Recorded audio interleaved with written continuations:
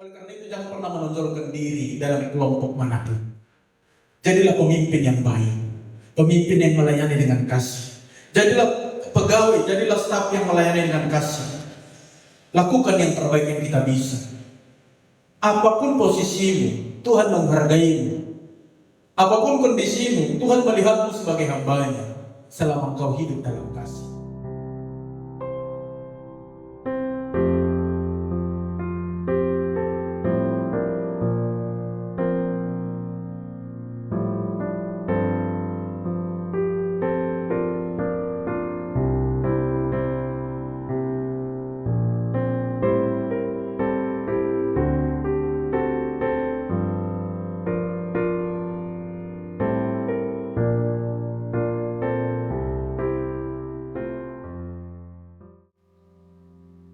Kita berdoa.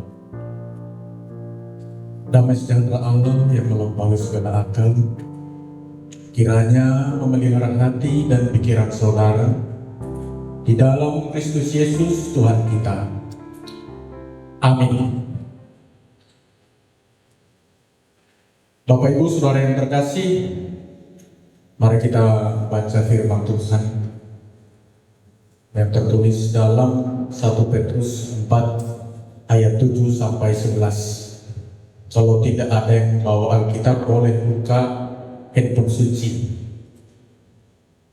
Karena kalau tidak bawa Alkitab, kalau ada dalam handphonenya Alkitab elektronik, boleh. Kalau tidak ada juga multimedia suci, kita baca sama-sama.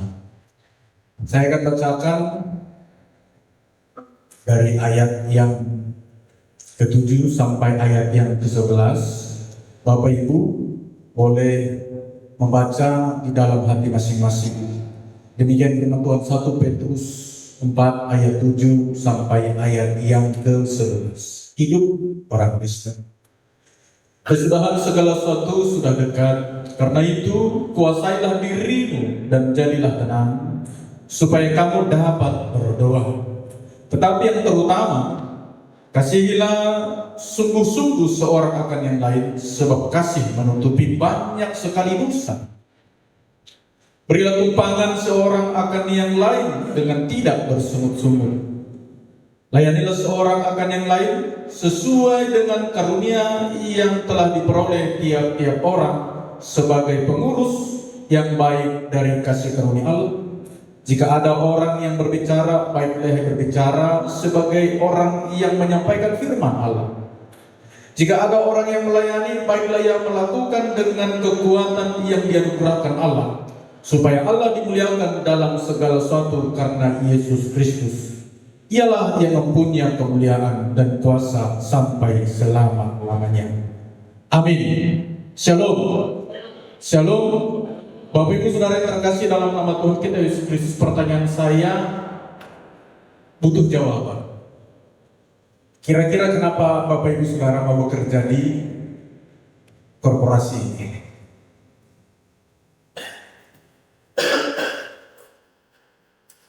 Kenapa? Pertanyaan saya butuh jawaban. Kenapa mau bekerja dalam korporasi ini? Baik sebagai guru, atau sebagai staf, atau sebagai pimpinan, kira-kira kenapa? Karena nggak ada di tempat yang menerima. Karena gajinya menjanjikan. Kira-kira kenapa? Coba. Ini kan pertanyaan sebenarnya yang menelisik ke dalam hati kita, apa yang mendasari kita bekerja di satu tempat. Coba. Tidak ada yang berani menjawab karena ada atasannya mungkin di sini. Coba, kenapa kira-kira? Gak ada yang berani menjawab. Oke, kalau tidak ada yang berani menjawab, jawablah itu dalam hatimu. Kenapa Bapak Ibu Saudara bekerja di sini? Tapi nanti setelah kita mendengarkan khotbah ini, baru tanya lagi ke dalam hati kita, benarkah jawabanku itu? Atau nanti ada perubahan di dalamnya? Oke, Bapak Ibu Saudara yang terkasih, dalam dunia bekerja ada namanya etos kerja, yang memaksa kita memberi yang terbaik dengan disiplin, integritas, dan segala sesuatunya. Ini adalah suatu hal yang lazim dilakukan dalam setiap perusahaan apapun itu, dalam setiap korporasi apapun itu, yang memaksa orang itu melakukan segala sesuatunya dengan perfect, dengan sempurna. Lalu apa perbedaannya seorang melakukan itu dengan sungguh-sungguh atau seorang yang melakukan itu dengan kasih? Sehingga kita bisa melihat nanti di mana pekerjaan orang Kristen dan mana pekerjaan orang yang tidak Kristen. Ibarat dua orang disuruh mengerjakan pekerjaan yang sama. Seharusnya orang Kristen menunjukkan sesuatu yang berbeda, bukan hanya hasil. Jadi kalau kita berbicara hasil, ini suatu hal yang tidak tepat. Karena proses itu tidak akan mengkhianati hasil. Maka seseorang orang Kristen itu disebutkan dalam nasihat kita, dia harus bekerja dengan berdiri di atas prinsip kasih.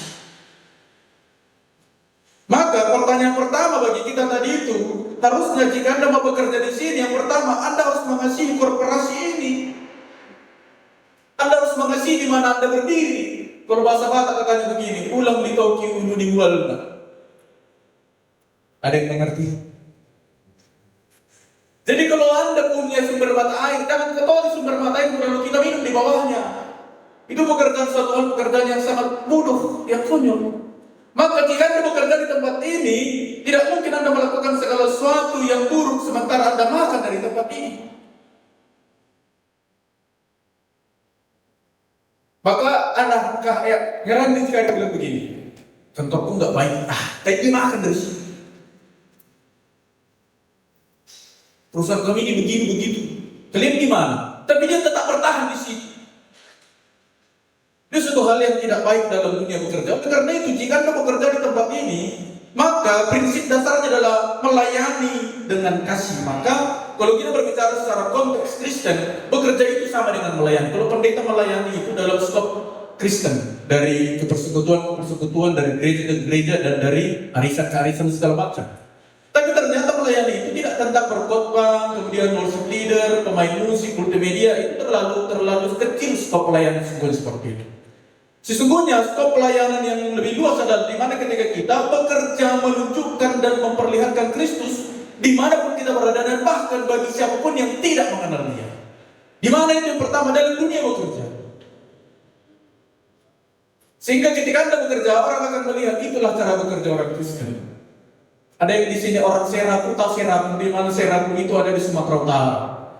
Di sana ada kampung Kristen, perkampungan orang Batak, dan di sana banyak juga orang Jawa. Mayoritas Jawa di sana itu adalah Muslim. Jadi di sana itu perkebunan. Jadi kalau kami dulu waktu SMA saya sekolah di Santar, kalau kita cabut ke sana, jadi pendeta juga pernah sekolah cabut. Kita cabut ke sana, main ke sana, karena ada di sana sungai. Kalaupun sungainya keruh, kita mandi-mandi di situ di pinggir sungai itu. Kalau kita masuk ke perkampungan itu, kita langsung tahu mana kampungnya orang Batak, mana kampungnya orang Jawa. Apa yang membedakan? Selokannya. Selokan orang Jawa itu pasti depan itu bersih, depan rumahnya itu ada tanaman bunga, dipagar pakai bambu. Kampungnya orang Batak, saya nggak punya jelaskan. Mungkin ada yang sudah punya kesimpulan. Jadi gampang orang tahu mana di sini mana rumah itu yang paling ujung yang ada ramba-ramba. Tahu ramba-ramba? Yang ada semak belukar yang depannya paritnya kotor. Itu rumah Pak Sianu disebut marganya. Kalau ditanya agamanya apa, nggak perlu tanya, itu seagama dengan kita. Jadi seakan-akan dari sana kita bisa melihat ternyata orang Kristen belum bisa melihat bagaimana ternyata jika dia hidup, jika dia beribadah, jika dia bekerja, dia tidak bisa membedakan mana melayani, mana kekudusan, dan mana kesucian. Dia bilang yang penting aku suci di gereja, tapi di rumahnya itu kotornya minta ampun. Mungkinkah Tuhan memberkati dia dalam konteks seperti itu? Kita nggak boleh lupa Allah itu kudus, dia holistik. Kekudusannya itu menyangkut segala hal, bukan tentang hati saja, pikiran saja. Tapi orang Kristen bisa begitu, yang penting hatinya baik, yang penting hatinya tulus. Kata siapa? Kekudusan itu harus ditunjukkan dengan bagaimana kita mengasihi diri kita. Maka di sini kalau ada yang pelit, bertobat. Maksudnya pelit untuk dirinya sendiri. Saya punya teman begitu ya, kakinya kena paku. Dia bilang berobatlah kita, berobat nanti udah berapa biayanya itu. Tuhan lebih menghargai biaya berobat daripada kakinya. Benar, beberapa lama kemudian kakinya itu bengkak karena dia tetanus. Ujung-ujungnya paling besar biaya yang dikeluarkan. Saya bilang, kau untuk kesehatan mau aja susahnya minta ampun. Ya namanya kita gajinya nggak seberapa, gaji nggak seberapa, kesehatan lebih mahal. Karena ada katanya begini, orang manusia itu adalah ciptaan paling aneh. Kenapa? Dia akan bekerja melewati segala rintangan, hujan panas ditempuh, sakit diusahakan bekerja, semaksimal diusahakan. Dia akan berusaha sekuat tenaga untuk mendapatkan uang demi kehidupannya kelanjutan harinya. Tapi jika dia sakit, apapun yang dia dapatkan itu dia akan berikan itu ke rumah sakit untuk mendapatkan kesembuhan. Jual rumah dilakuin, jual mobil dilakuin. Kau mau gak sehat? Yang penting kau gak bekerja sekarang. Apa-apa, aku berhenti pernah bekerja, minta aku sehat. Tapi ketika dia sehat, dia lupa. Karena aneh juga itu. Maka cintai juga diri kita, kasih diri kita. Siapapun manusia tanpa mengasihi diri sendiri, mustahil mengasihi orang lain. Maka dimulai dari bekerja melayani diri sendiri. Saya selalu, kalau Bapak Ibu, saya selalu berangkat bawa tumbler. Karena saya harus banyak minum, karena saya ada masalah di ginjal. Jadi ginjal saya tinggal sebelah, karena sebelahnya udah diambil, jadi harus banyak minum. Jadi Bapak Ibu sudah terkasih, setiap saya berangkat, saya usahakan untuk melayani diri sendiri, mempersiapkan Alkitab saya, masukin kertas, agenda, baik juga hari Minggu jubah, sepatu saya. Saya tidak pernah menyuruh istri saya untuk ambilkan sepatu. Tidak pernah saya suruh istri saya ambilkan baju saya. Saya mencoba untuk melayani diri saya, sebab saya pelayan. Bagaimana mungkin kita mengatakan aku melayani engkau sementara kita tak mampu mengasihi diri kita sendiri dengan melayani diri kita sendiri. Orang yang telah mampu menang terhadap diri sendiri tak sulit dia menolong orang lain. Maaf, saya tidak mengatakan Anda mungkin yang memakaikan baju suami Anda yang mungkin dipakaikan sepatu oleh istri Anda, tak. Itu bukan hal yang salah. Tapi saya mencoba menghargai istri saya dengan membuat dia tidak merepotkan segala sesuatu apapun yang saya kerjakan. Paling nanti kalau saya berangkat dia langsung, Papa tablernya udah diisi? Belum diisi. Hanya itu yang mungkin yang selalu dilakukan oleh istri saya. Dia tanya, Papa bawa teh gak? Papa kitabnya sudah di dalam mobil, masuk aja ke dalam. Jadi setiap saya berangkat yang dia pastikan hanya satu, tumbler. Kalau saya pulang pun yang pertama dia tanya juga ada tumbler. Tumblernya tinggal nggak? Jadi bukan saya ditanya tadi bagaimana pelayanan, yang ditanya tumblernya tinggal nggak? Kenapa? Karena dia berangkatkan itu hanya tumblernya. Jadi yang diingat tumblernya. Saya bilang kenapa sih mama kalau saya pulang tumbler ditanya? Kalau yang lainnya kan papa bisa urus. Oh iya Bu. Bapak Ibu Saudara yang terkasih, bekerja dengan kasih itu harus dengan feel, dengan hati, dengan perasaan. Orang-orang yang bekerja ada begini, kalau istilahnya kalau kami di kampung begini ya. Kalau pokoknya satu minggu ini pekerjaan cuci piring kan, kalau di kampung biasa. Kalau satu minggu ini cuci piring pekerjaan, karena kami 6 saudara. Jadi tiap minggu itu cuci piring, ada angkat air. Kalau kami dulu di kampung itu belum semua air masuk ke dalam ke rumah kita, baru belakangan ini bisa dilakukan. Sehingga kita harus ke Bakungu untuk ambil air pakai jerigen. Jadi ada jatahnya. Kalau ini cuci piring, ini nyapu rumah, ini baju, ini ngurus air. Jadi semua punya ada job desk masing-masing. Nah, tapi pada akhirnya adalah kan yang disuruh adalah contohnya ambil air 6 jerigen. Jerigen itu sudah 20 liter. Kan nggak diaturkan di dalam peraturan rumah tangga itu harus penuh 20 liter. Sehingga kita melakukan itu. Penting kan aku sudah 3 kali buat jerigen isinya seperempat. Akan ada orang yang melakukan seperti ini dalam dunia bekerja jika dia tidak bekerja dengan kasih. Yang penting beres. Ya kan sudah. Sudah kerjain. Bapak Ibu Saudara terkasih, jika seseorang itu tidak melayani dengan hati, dengan perasaan, ending-endingnya, yang penting beres. Tentang bagaimana maksimalnya itu urusan belakangan. Beda kalau begini Bapak Ibu Saudara terkasih. Kan nggak semua kita yang mampu memberikan hasil yang sama. Saya kasih contoh begini. Kita disuruh untuk membersihkan halaman depan rumah kita. Atau halaman kantor Bapak Ibu ini. Kemudian ada orang yang ulet dia. Orang masih di sini cabut rumput, dia di ujung, dia cabut rumputnya dengan baik. Ada orang yang dari tadi di situ aja dia, muter-muter dari situ. Tapi pas pergi giliran bagi snack, semua bagi rata. Baik yang tadi hasil pekerjaannya banyak, baik yang tadi duduk di situ atau yang tadi yang perintah doang, makan snacknya sama. Kira-kira Bapak Ibu, jika Anda adalah orang yang bekerja dengan dengan hasil yang banyak tadi itu, kira-kira Anda keberatan nggak dengan orang lain yang hasilnya itu ada? Keberatan nggak? Kenapa? Jika Anda keberatan dalam hal itu, sesungguhnya tidak perlu dipertanyakan, apakah dasar pekerjaanmu adalah untuk snack? Karena gitu kan? Jika kamu keberatan, masa dari tadi suruh cuma 3 biji doang snacknya sama, berarti Anda bekerja untuk snack. Tapi jika Anda bekerja dengan hati, mau dia dapat berapa pun Anda tak peduli. Begitulah dunia bekerja yang didasarkan oleh kasih Kristus. Jadi kita tidak melihat apa yang dikerjakan orang lain, tapi apa yang bisa kulakukan yang terbaik. Karena ini sebenarnya yang diajarkan Kristen. Dimanapun kita berada, agama Kristen mengajarkan hal yang sama, melakukan yang terbaik. Tapi kita perlu juga mengkoreksi. Yang tadi mungkin kalau Anda bekerja mungkin dapat 1 meter atau 2 meter, dia dapat 1/2 meter. Jangan bilang aku lebih hebat daripada dia. Enggak. Mungkin Anda bekerja dapat 3 meter, tapi Anda masih main-main, masih belum serius. Istilahnya itu masih setengah power dia lakukan itu. Yang tadi dapat cuma 1 meter, dia udah full power, tapi hanya itu yang bisa dikerjain. Hanya itu yang bisa dilakukan. Jadi kalau kita protes, dia bilang, kamu dari tadi kerjaan cuma sedikit begitu aja, masa kita terima hak yang sama? Tapi dia udah full power, dia udah habis gas dia. Tapi Anda masih setengah gas, tapi menghasilkan pekerjaan yang banyak. Layakkah kita mengatakan dia tidak baik? Tidak. Oleh karena itu dalam dunia bekerja disebutkan do the best. Lakukan saja yang terbaik yang kita bisa. Tidak usah membandingkan orang lain. Oh, kau cuma setengah dosa. Karena kita diangkat bekerja bukan sebagai hakim. Yang berikut Bapak Ibu Saudara yang terkasih, bekerja dengan kasih artinya kita juga harus melayani dalam dunia bekerja ini, tidak cari kesalahan, gampang sekali cari kesalahan. Jadi kebetulan istri saya bekerja dalam dunia perpajakan. Jadi dia ngurus pajak kantornya, berurusan dengan orang pajak, berurusan dengan konsultan pajak mereka. Jadi saya tahu pekerjaannya berhubungan dengan angka-angka. Jadi pekerjaan mereka cari yang salah. Cari yang salah, mana yang salah itu? Jadi yang salah yang dicari. Ketika data itu dikasih ke mereka, oh ini salah ini.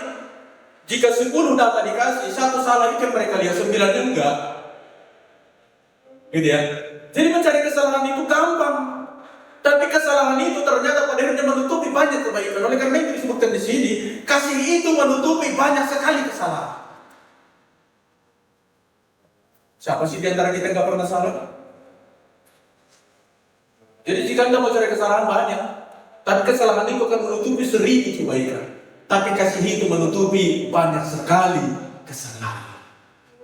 Jadi selalu ada orang yang salah di sekeliling kita, tapi jangan ponis dia. Saya pernah konsultasi atau konseling dengan seorang yang butuh warna parsial. Jadi dia hanya melihat warna itu semua seperti warna lembayu. Itu namanya butuh warna parsial. Jadi dia nggak butuh warna semua, tapi dia lihat warna itu seperti lembayu dia, nggak jelas kuning, putih, merah, dia nggak melihat jelas itu. Lalu dia bilang, Pak Pendeta, kalau saya terobos lampu merah salah kan? Coba jawab. Kalau saya terobos lampu merah itu, kebetulan lampunya merah, saya terobos, saya salah nggak? Kita nggak boleh lupa dia butuh warna parsial. Saya bilang, dari mana kau tahu itu lampu merah atau lampu hijau, lampu kuning? Nah itu pertanyaan saya, Pendeta katanya. Gimana pula ini saya kira? Jika suatu saat, ya kalau secara umum saya bisa, kalau orang berhenti saya berhenti. Secara umum kalau berhenti begitu Pak Pendeta. Tapi ada kalanya saya orang pertama berhenti di lampu merah itu. Lalu bagaimana jika harusnya itu sudah merah, saya masih terobos karena saya tidak lihat itu sebagai lampu warna merah, saya lihat lembayu semua. Salahkah saya? Coba, jika Anda yang ditanya seperti itu, salah nggak? Kesalahan itu terjadi dan dosa itu terjadi ketika tahu itu dosa dan kita langgar itulah dosa. Sebab tidak semua kesalahan itu dosa. Jadi jangan gampang menghakimi orang lain.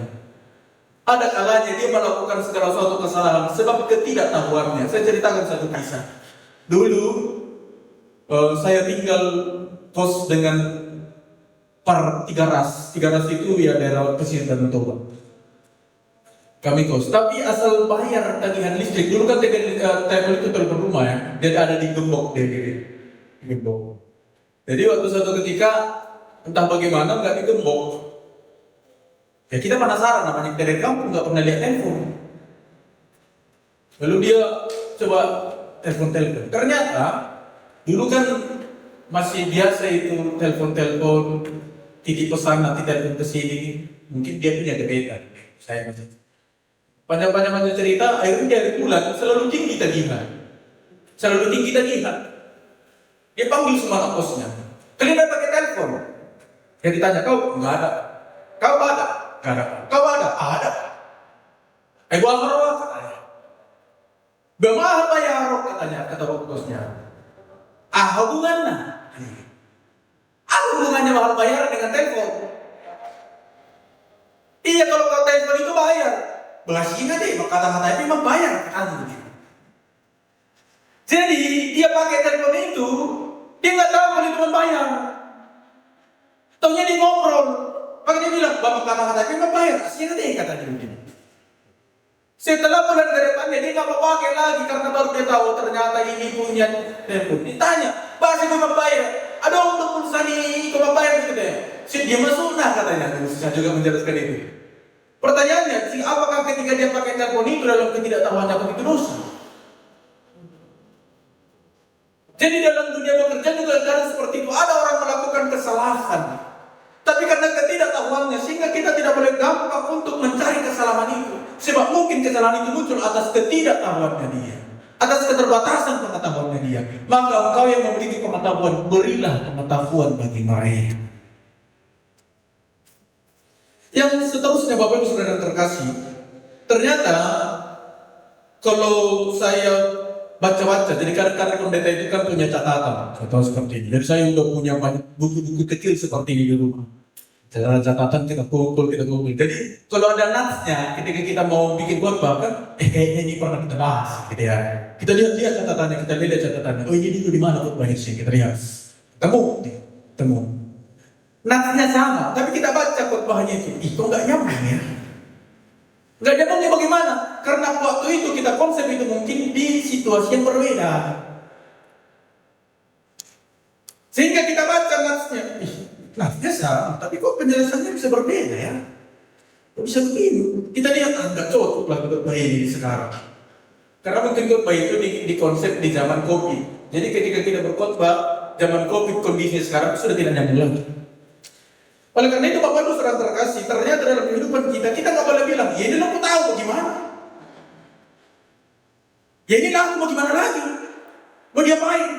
Ini salah satu sikap orang yang tak mau bergerak, yang selalu berada di zona nyaman. Tapi orang-orang Kristen harus bisa improvement. Akan ada sesuatu hal yang tidak sesuai dengan kondisi, tapi Anda harus bisa improvement ini. Merubah segala sesuatu yang tidak baik untuk bergerak ke arah yang lebih baik.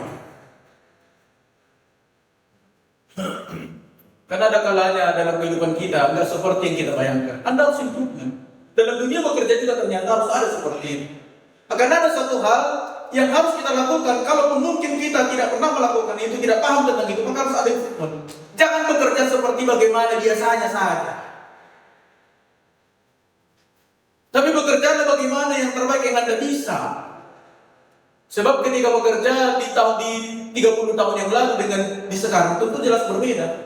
Jadi jika kita kebiasaan 30 tahun yang lalu atau 50 tahun yang lalu kita lakukan di sekarang itu adalah suatu hal yang tidak tepat. Maka harus selalu ada ternyata improvement. Maka jangan heran kalau handphone selalu ada yang baru. Karena mereka juga improvement. Masa handphone selalu berkembang kita ketinggalan zaman? Sementara pencipta handphone adalah manusia. iPhone-nya sudah iPhone 14, 15 mungkin ya, saya nggak tahu. Itu berapa sih terakhir? Belum berapa? 17 ya? Jumlah kita perjanjian baru berapa? Nah coba. Gadget kita update. Kita firman Tuhan. Tidak bertanya. Saya pernah tanya, tetaplah berdoa, itu ayat terpendek dari Alkitab. Di mana tertulis? Ada yang ditutup dari belakang. Di Biblia menurut kita katanya. Iyalah. Ayo, di mana tertulis? Tetaplah berdoa. Itu ayat terpendek dan menjadi sentral dalam Alkitab. Tetaplah berdoa. Ayo, di mana?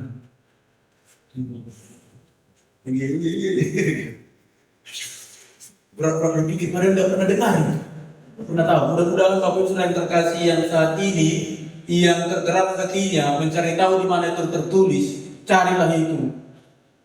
Kalau tidak Anda cari, bertobat. Untuk apa dicari itu? Kan dia itu memberikan aku makan, untuk apa dicari itu ya? Kalau masih begini konsepnya, mungkin Anda akan update terus iPhone berapa, IP berapa, tapi tentang firman Tuhan selalu ketinggalan zaman. Tetaplah infonya. Yang berikut, bekerjalah tanpa diikuti sungut-sungut. Nah, ini menarik. Saya dikasih berapa waktunya? 5 menit lagi. 10 menit lagi. Saya harus perlu tanya, karena setidaknya sudah masuk kita begitu bekerja. Bekerjalah tanpa diikuti sungut-sungut. Kenapa? Karena jika Anda bekerja tanpa sungut-sungut itu lebih ringan daripada bekerja dengan sungut-sungut. Karena jika Anda bekerja tanpa sungut-sungut, yang lelah itu hanya fisik. Tapi kalau bekerja dengan sungut-sungut, dua yang capek. Lelah hati, lelah pikiran, dan lelah fisik. Ya, jadi pilihan ada di sini. Saya bilang ke istri di rumah, dia kadang-kadang kan, ini kenapa sih piringnya kan kadang-kadang kalau kita makan ya, dia suka bilang, langsung disiram, biar besok saya itu gak lengket itu bekas makanannya. Kadang-kadang namanya kita manusia lupa. Pendeta juga bisa bilang. Jadi kering. Lalu dia bilang, ini kenapa sih kan disiram? Tinggal siram doang, tinggal kasih air doang. Ya namanya lupa. Kemudian dia, wah, istri saya sudah lahir. Kalaupun dia lahir besar di Sunda, dia tetap bisa marah, tapi marahnya bahasa Sunda. Sehingga saya tidak terlalu mengerti, tapi puji Tuhan. Sehingga tidak terlalu banyak pertengkaran di antara kami, karena dia marah bahasa Sunda. Tapi kalau dia marah tadi bahasa Batak, saya ngerti, saya jawab juga kan gitu ya. Kenapa sih? Tapi karena dia bahasa Sunda dia, saya susun aja. Datang Ken, apa sih kata mama? Anak saya namanya Ken. Apa sih kata mama? Diam aja, mamanya lagi nyanyi aku bilang. Mamanya lagi nyanyi, biarin aja. Dia udah dia ngomong terus. Lalu saya bilang begini, Ma, lihat piring yang mama cuci itu nanti alas kita makan itu. Tapi mama mengerjakan itu dengan marah. Bayangkan nanti akan kupakai itu alas makan, atau dipakai sama anak kita, atau mama yang pakai nanti itu alas makan kita. Piring yang kucuci dengan amarah akan kita pakai menjadi alas bagi makanan kita. Jadi jangan heran kalau kita berantem terus. Jangan heran kalau kita nanti bentak-bentak terus. Kenapa? Kamu mengerjakan sesuatu itu karena dasar marah, lalu kita pakai itu menjadi alas kita untuk makan. Pernahkah kita berpikir seperti itu? Maka kerjakan segala sesuatu bukan untuk manusia, tapi seperti untuk Tuhan. Bayangkan, marah-marah, tapi nanti giliran makanan di atas di situ, lalu piring yang kita cuci dengan amarah itu kita pakai lagi untuk makan. Jadi jangan pernah melakukan segala sesuatu dengan amarah, tapi lakukanlah itu dengan lemah lembut. Jadi untuk kaum ina, kaum perempuan, boleh marah, boleh. Gak mungkin gak boleh marah, karena laki-laki perlu dimarahi. Karena sepatunya kadang-kadang gak ditaruh di rak, handuknya di atas kasur. Ambil baju dari lemari sembarangan, bisa dimarahi boleh. Tapi lakukanlah itu atas dasar kasih, bukan atas dasar kebencian. Jika itu atas dasar kasih, besok mungkin dia akan lakukan itu. Lalu dia bilang, Pak, jangan dong begitu. Tapi jika itu atas dasar kebencian, gue udah baru mau mandang langsung tadi kok. Wah, kau bisa berubah atau enggak? Kalau tak berpecat kau. Jika tidak dasar kasih, itu yang terjadi. Tapi jika atas dasar kasih, kita selalu bilang, ini yang tidak baik. Aku beri kesempatan. Belajarlah tentang bagaimana Yesus mengendalikan Petrus. Berapa kali Petrus menangkal Yesus? 3 kali ya. Kau salah satu antara mereka? Tidak sampai 3 kali. Tapi pernahkah Yesus mempertanyakan itu kepada Petrus? Coba temukan dalam kitab. Pernah nggak Yesus tanya, Petrus, kenapa kau sakal aku? Pernah nggak? Sampai kiamat akan ada kata itu dalam Alkitab. Tapi Yesus bilang begini kepada Petrus, Petrus, apakah engkau mengasihi aku? Loh, coba bayangkan. Petrus, apakah engkau mengasihi aku? Sampai 3 kali Yesus bertanyakan itu kepada Petrus. Petrus, anak Yohanes, apakah engkau benar-benar mengasihi aku? Lalu kata Petrus, engkau tahu Tuhan.